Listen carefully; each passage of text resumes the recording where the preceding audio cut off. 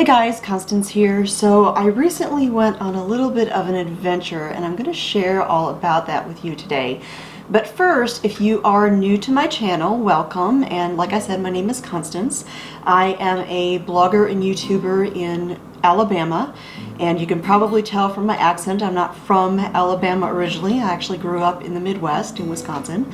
But Alabama is my home. We settled here after 2.5 decades of Army life and planted roots here, and this is where we are, this is where our farm is, and we love it here. And one of the things that I love to do on my blog and on my YouTube channel is to share things about where I live, to talk about the festivals and the businesses and things like that. I just enjoy doing that because it helps to support my community. And like I mentioned, I'm from the Midwest originally. I grew up in Wisconsin.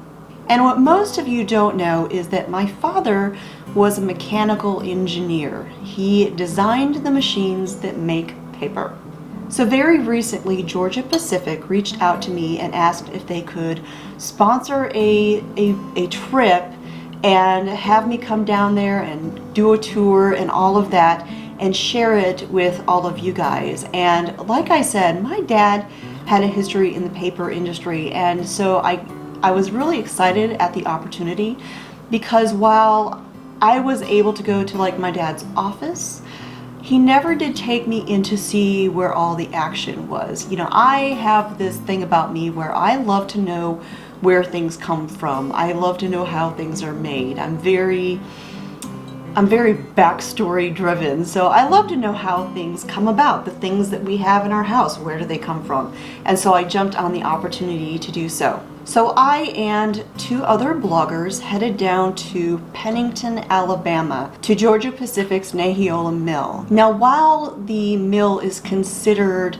Pennington, Alabama for the address, it's not actually located in Pennington. It's not really located in a town at all. It's kind of in the middle of many small towns. And so because of that, the Naheola mill doesn't really provide jobs just for one community, just for one town. It actually provides jobs for several communities all around the area there in southwestern Alabama, right over near the Mississippi state line. Much like the town I grew up in, Georgia Pacific is actually the 6th largest industry that is employing in the state of Alabama. And they shared with us that that mill in particular could have anywhere up to 2,500 employees at a time. So it's a really big boost for the economy there in the area. So when our day started, the first thing we had, of course, was a safety briefing, because after all, this is a working mill. And then they gave us our own personalized safety equipment. It was so neat. So after we had the safety briefing, we went into the conference room and we sat down with a whole bunch of people, and it was basically everyone who makes the magic happen there at the Naheola mill. And we learned all about the history of the mill and a lot of the backstory. For instance, this mill has been in production since 1958. And not only has it been running that whole time, but it is a thriving mill. They've had something like $600 million in new investments in that mill just in the recent time. And one of those investments, which was a really pricey one, but they felt it was worth it, was a new boiler system. The system they'd had was a little outdated and it was going to need to be replaced anyways. But they thought, well, how can we make this mill more beneficial, not only as a productive mill, but also be an added benefit to the community. And so what they did is they invested in a boiler system, an energy system that completely runs off of biomass. So they take a product which would normally be waste, things like tree bark or pallets that are used to deliver supplies, and they turn those things into the energy that actually runs the mill. So that new system allowed the mill to go from being run by coal to being run by waste, essentially. And they did all that. They invested that money into that system because it's just a step towards their end goal, which is being a zero waste, zero landfill mill. They want to make sure that everything that they are doing is clean and not only good for the community, but good for the environment as well. So I think that was a pretty cool thing that they did. And while it cost them a lot of money to do it, it's definitely going to pay off in the long run in more ways than one. So that biomass, once it has been used, it of course does leave something that could have been considered waste,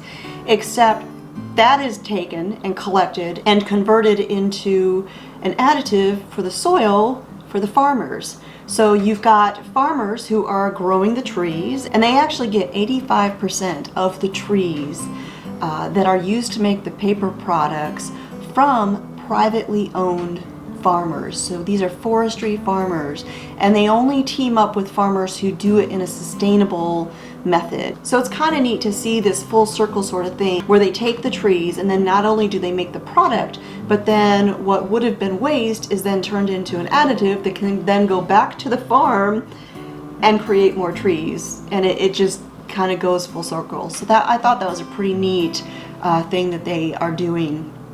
Again, helping their community, helping the environment. So we learned all this stuff about the mill, and then we were given a tour of one of the areas where they make one of their products. And this particular mill makes a couple different products. One of the things they make is that white kind of cardboard looking product that you might recognize if you ever purchased Dixie cups or Dixie plates. So all of that material is made here at this mill. They also make sparkle paper towels. And then another thing that they make is Angel Soft bathroom tissue. And one of the things that I noticed as we were going through the mill and as we were meeting people was how much they love their jobs. They really take a lot of pride in the product that they're making, and not only do they love it, but you'll have multiple generations of the same family all working there year after year, generation after generation. So it's a pretty neat thing to see. So like I said, we did the tour of the area where they make the Angel Soft bathroom tissue, and oh my word, first of all, the warehouse where they have all of their materials is 1,000,000 square feet. 1,000,000 square feet. Now when we went into the area where all of these rolls were being made and being packaged and everything, it was very loud, so you can't really hear a lot of it. But those massive rolls are converted into these really long logs. The logs are then cut into individual rolls, and then of course those rolls are packaged up into the packaging that you're used to seeing. They're palletized and then moved into the warehouse to be prepped for shipping by robots.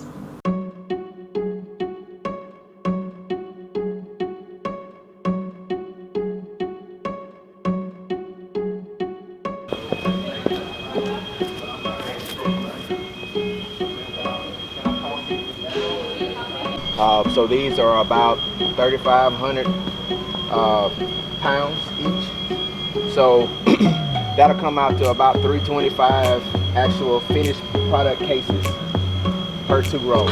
And they change those about every hour, hour and a half. Yeah, 325 cases, and on one of these lines in here we make 7,000 to 10,000 cases a day in 24 hours.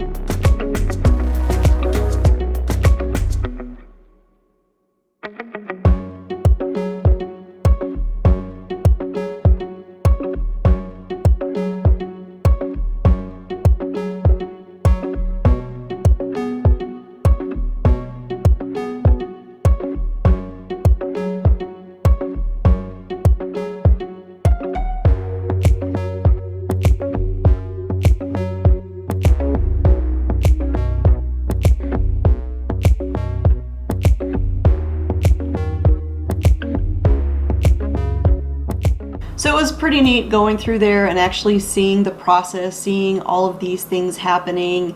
And like I said, I really enjoy seeing the story of where things come from and seeing how things are made. So that was a lot of fun. So after the tour, we were then treated to lunch by the Naheola Mills cooking team. And oh my goodness, they can cook.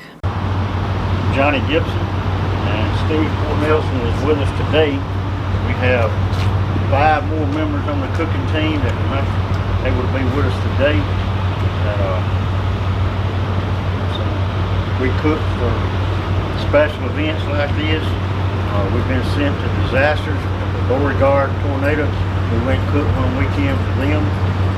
This team has gone to Katrina, cooked for the hurricane victims after Katrina. So that's one thing we want to do, but we hope we don't ever have to do, is cook for disasters. But when it comes, we try to be ready. So they have prepared our steaks today? Yes. Our big thing is a pot of beans. We didn't cook those for a day. When we go outside the meal, different events, our big deal is the pot of beans that we cook. We got a little Kaneka sausage, a little bacon, a little hamburger, and our secret spices in it. Makes it a little better.